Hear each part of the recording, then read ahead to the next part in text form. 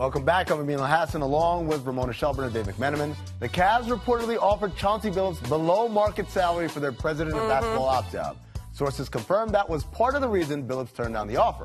The typical starting salary for this position is $4 million annually. Billups was reportedly offered half that. Dave, what are the Cavs doing? They're frustrating LeBron James. That's what they're doing. You enter into a crucial offseason when all you have guaranteed moving forward with LeBron is the 2017-2018 season. You're trying to catch what is going to go down as one of the greatest teams in basketball history. And you cut the knees off of the guy who had been leading your franchise the last 3 years in David Griffin. And you don't have anybody as a solve to replace him. It's mismanagement. It's an embarrassment.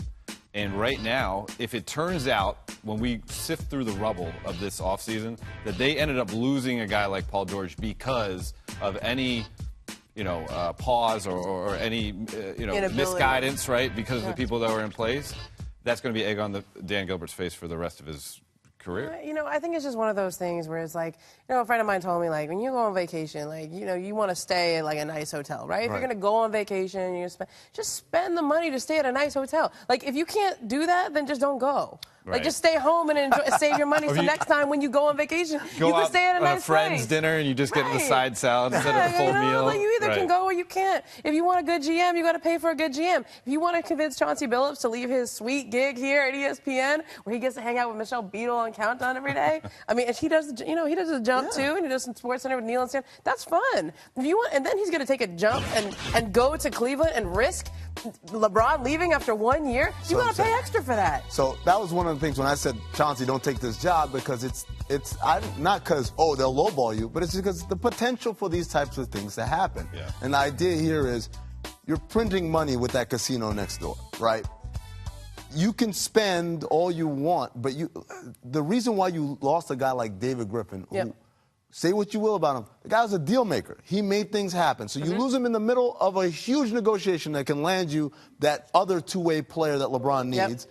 You lose him there because of a lowball offer, and then your replacement, you try to lowball him as well. It just doesn't make a whole lot of sense. It's also culturally, right? Like, when we talk about the Warriors and their culture, it's top to bottom. Now, the Cavs have a pretty good culture on their team. Right. That's LeBron James setting the tone for everybody. It's Channing and Richard and RJ, right? I mean, those guys have a culture. But it's not top to bottom. But Chauncey feasibly would have been a good candidate. Right. But you didn't take care of him the way you needed to. That's what I'm saying. That's all I'm saying. But staying in Cleveland, kind of, sort of, let's talk about Carmelo Anthony's future. On Monday, reports surfaced that Melo is willing to waive his no-trade clause to join either the Rockets or the Cavs.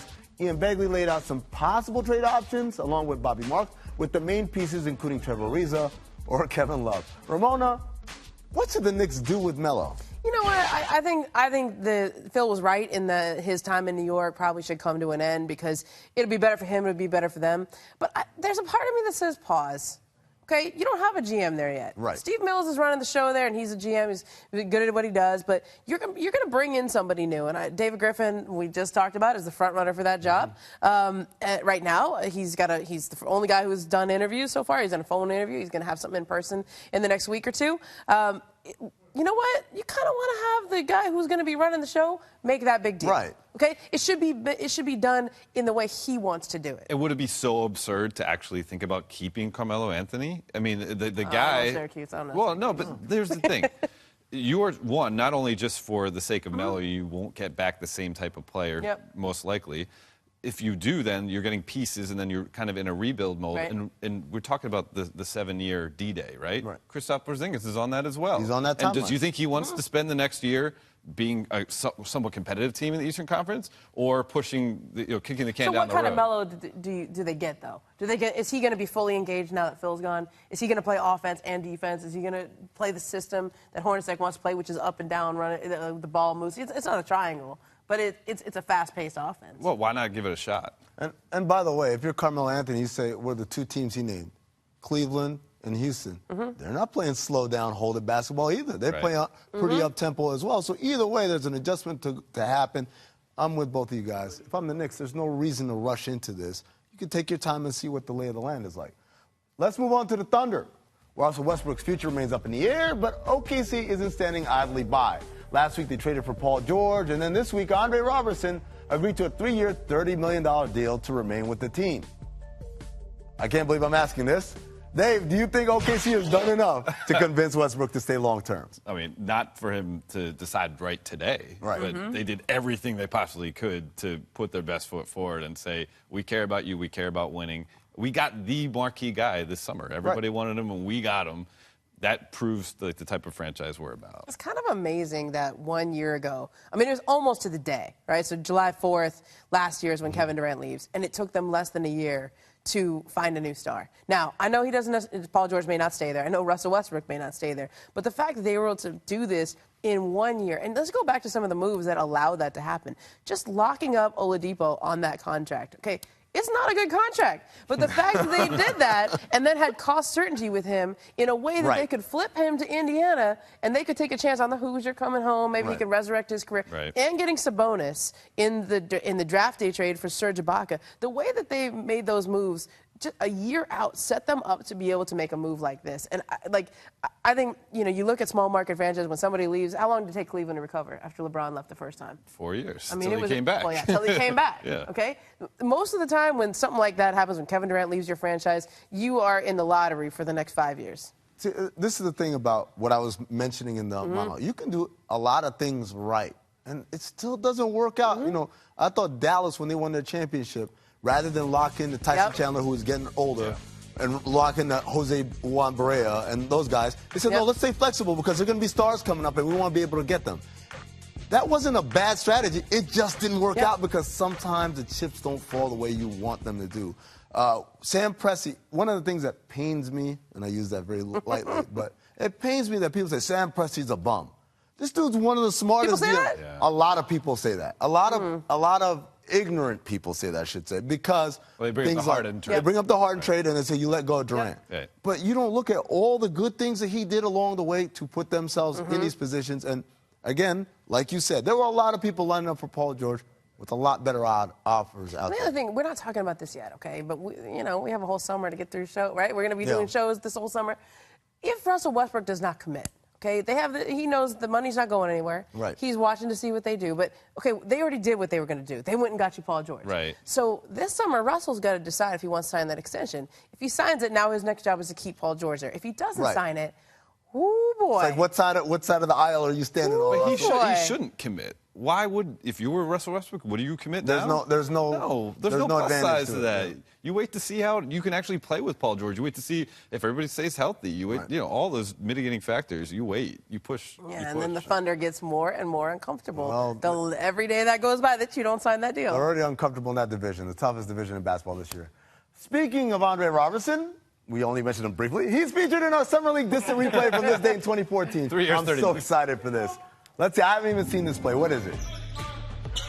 Oh, it's in Orlando, so we got the low camera angle. Ooh, okay! Ooh, two-handed. Yeah. I like that. Booty catch. That's what I see. Woo! Oh, he just got out the way. Is that Maurice Indor? Who is it? No, that's Philadelphia app. Live from Miami. It's time for Make or Miss. First up, Make Buckets. Markelle Fultz with the spin, step back, hezzy jumper, and yesterday's Summer League action from Mona. We're excited to watch Fultz in the Sixers next season. Yeah, I'm kind of into that. I've been watching a lot of that Summer League so far between him and Jason Tatum. Those rookies look good. I can't wait for Saturday. Miss Buckets. Klay Thompson's in China, throwing off his handles, then chucks up an air ball. He also got rim checked by a 360 dunk attempt last week. God, Klay. And he was dancing. Dave, it's not even close. It's time for Klay to come on home, man. Didn't he ink a new deal with Ante while he was out there? $80 million. So stay as long as you need to. Make sure those checks clear. Like he said, he just got off the plane. Yeah, okay, but it's been like a week. Is he still jet lagged? I'm not mad at you. No, forget jet lag. That's money lag right there, like Dave said. Man.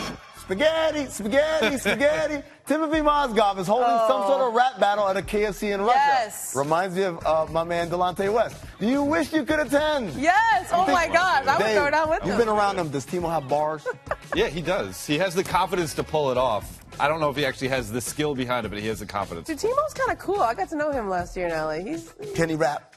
Yes. He once told me I'm just in saying Russia, that confidently because I believe in we him. ride bears. Nice. What? Yes. Miss worries. The Cavs have no GM and have done absolutely nothing in free agency, but LeBron doesn't seem too bugged about it on his vacation. Dave, You think LBJ is actually a little peeved? He is. He absolutely is. But he doesn't let it dominate his life. Right. Go live your life, man. It looks He's beautiful. rocking out to Michael Jackson in that. And J. Cole. Yeah. Shout out to J. Cole. And The tour starts tonight in Phoenix.